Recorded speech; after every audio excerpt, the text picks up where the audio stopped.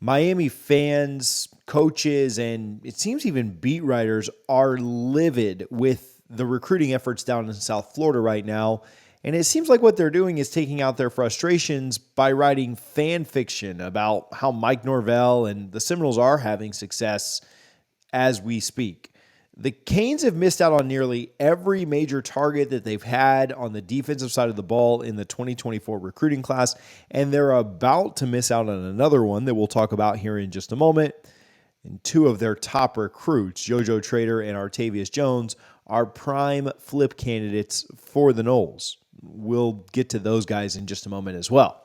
Meanwhile, Florida State is recruiting at a top 5 level and looks like they're going to land Zaquan Patterson right out of Miami's backyard this weekend. Miami has been thought to be the heavy favorite in that recruitment for as long as it's been going on.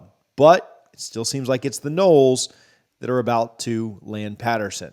This brought out a very poorly coordinated and weak media attack of Mike Norvell and his recruiting strategy this week. I'm not sure why Mario Cristobal and his staff, I'm not sure if this is prudent for them to spend time getting the media to talk bad about FSU, but it's backfired on them in a big way.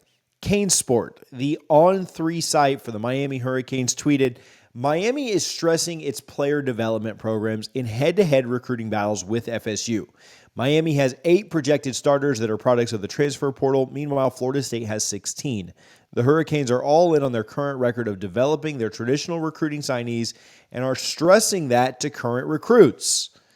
Then, David Lake of Inside the U wrote another article that echoed the same tired talking points. He wrote 5 paragraphs about how the Noles were prioritizing portal guys over high schoolers, mentioning again that same stat line that 16 of the 22 starters are transfers.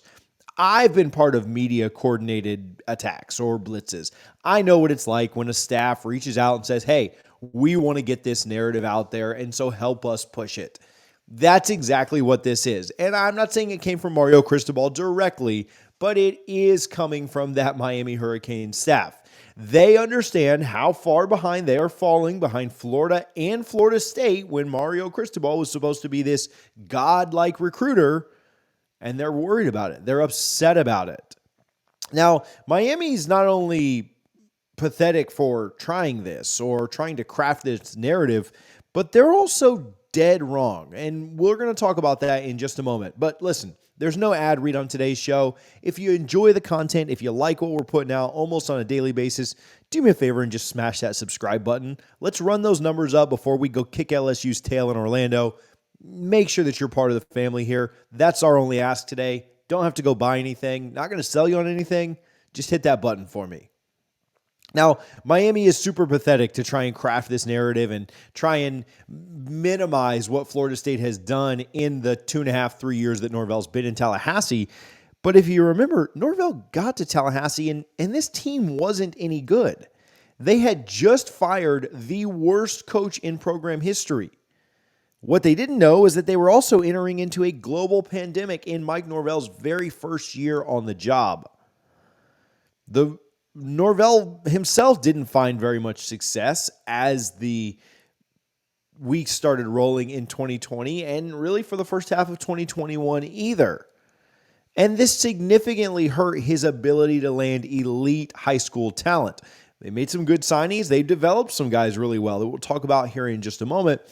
But they weren't pulling in top 5 classes, and they weren't recruiting at the level that they are right now. Miami fans and Florida fans, to be fair as well, criticized Norvell for this and said he's not an elite recruiter. He can't get it done on the trail. He cannot land those type of guys. So what did he do? In those times where he couldn't land elite high school prospects, he turned to the transfer portal. And maybe somewhat out of necessity, but he helped flip the roster very, very quickly because coaches don't get years and years and years and years to fix things. It's a 2 or 3 year turnaround or you're out. And so Norvell was one of the first that we ever saw do it in college football, but he used the transfer portal to bring in talent that could help him win immediately. You don't have time as a college coach to develop high school guys and take the 2 to 3 years that it takes to not only get good players in, but develop them at the same time. If Norvell wouldn't have been dealing with a COVID year and he had been able to recruit a top 10 class in 2020, sure, maybe then he wouldn't have had to rely so heavily on it, but he did. Almost out of necessity, had to rely on the transfer portal. Rivals will simultaneously tell you that Mike wasn't recruiting the high school level well, and will also look you dead in the face and say that Mike is now prioritizing the portal guys on his roster over those same high school guys that they said weren't any good. What kind of sense does that even make? You guys call him a bad high school recruiter, but he's supposed to play those guys over the superstars like Jared Verse, Jermaine Johnson, Fintrell Cypress, Johnny Wilson, Trey Benson, and others? I spoke with Mike Norvell back in May about the portal and the perception of taking guys in the portal versus high school, the ratio of high school to portal that you want to try and find, and more. And he said, basically, that there's a false narrative around the portal right now. His exact quote was, "A lot of teams take more guys than us. We just take the right ones." Richie and I talked about that on a video back in May when that quote was given to me. And I just want you to know, I told you back then that that was a shot at Miami and Florida, who had taken more portal guys than we had this cycle. But nobody cares. Who has Miami taken in the portal? Who do you guys? No one knows any of their portal guys. No one cares because they're not good at it. And whether that's just from a lack of ability or a lack of effort, it doesn't matter. Their portal classes stink. Look at Florida's right now. Graham Mertz, no one cares.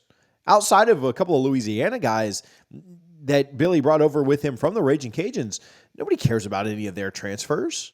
They're not good at it, but Florida State is. Over the last 2 years, though, back to Miami has taken 27 guys in the portal. That's Mario Cristobal's tenure. 27 guys in the portal in 2 years. Florida State's taken 26. So, similar, close. But Miami has literally taken more portal guys than Norvell has. But their guys aren't getting that same national attention. They don't have Jared Verse. They don't have Keon Coleman. They don't have Fintrell Cypress or Braden Fisk. They don't have guys like Johnny Wilson or Trey Benson who are on national preseason watch lists. They're taking the same, actually more guys, but again, they're just not very good at it. And right now, they're livid at the way that this has helped Florida State both on the field and in recruiting. They can't stand the fact that Mike Norvell's unconventional way of recruiting has turned this program around. You see, without the portal guys, Florida State wouldn't have had the success on the field. Without the success on the field, Florida State wouldn't be recruiting at a top 5 level, looking to take another guy out of Miami's backyard this weekend. And that has Miami fans, coaches, beat writers, and everyone associated absolutely torn up and on fire right now at the way that it's working out for Mike Norvell. See, it's unconventional. Usually what happens is you come in and you have a really nice first signing class. You have a really, really good bump class. But because of the pandemic and limited visits and limited face-to-face interactions, Mike Norvell just wasn't afforded that opportunity. I think you're seeing right now with his top 5 class that he had the ability to recruit. He didn't just wake up one day in the 2024 cycle and think, oh, wait, this is how I should talk to high school kids. Oh, wait, this is how we should get guys to come to our program. No, he knew how to do all that. But the limitations of Florida State's product on the field and what was going on in our world at that time made it impossible. And so he turned to the only thing that he could, the transfer portal, to help get the ship righted, to help get things going back in the right direction. Also, some of the comments from David Lake and other idiots that are writing about this stuff, they take into effect that Jordan Travis was a transfer quarterback who was on the roster when Mike Norvell got here, and they count that as one of Mike Norvell's transfers when clearly it wasn't. But it's just funny to watch the narrative continue to shift and shape and turn into whatever Miami fans can grasp at, whatever straws they can try and find to decredit what Mike Norvell and his staff have done. High school guys take time to develop, whereas portal guys a lot of times come in and they can play right away. And if you hit on those guys, you can turn the results on the field around and recruit high school better. And that's exactly what Norvell has done. This is something that Mario Cristobal and his goons down there in South Florida are absolutely enraged about. They can't fathom that Norvell did something unconventional. The funniest part of all of this is that they're writing this fan fiction and that Mario Cristobal has his media running around slamming Norvell right now for the way that he's recruited, thinking that Zaquan Patterson is going to read this before he makes his decision on Saturday and is all of a sudden just going to come to some realization of, oh yeah, that's right, I should play for Miami because they're playing their sorry high schoolers while Florida State's playing the elite transfers. What kind of sense does this even make? The other part that's rich is that they slam Florida State's homegrown recruiting and development. But I've been told by multiple sources and have it on good word that Miami tried their very best to tamper with Josh Farmer, Pat Payton, and others on FSU's roster earlier this year. They were upset about Daryl Jackson leaving them and coming to Florida State, and they did their very best. Back when John Ruiz's stock wasn't under 10 cents a share, they did their very best at Life Wallet to pull away some of Florida State's best homegrown talent on the defensive line, and they were stuffed in a locker and not able to do so. One of those guys that we mentioned, again, Pat Payton, the ACC Rookie of the Year, who is primed for a breakout season this year. Another guy that Norvell and his staff are developing. But back to Zaquan Patterson.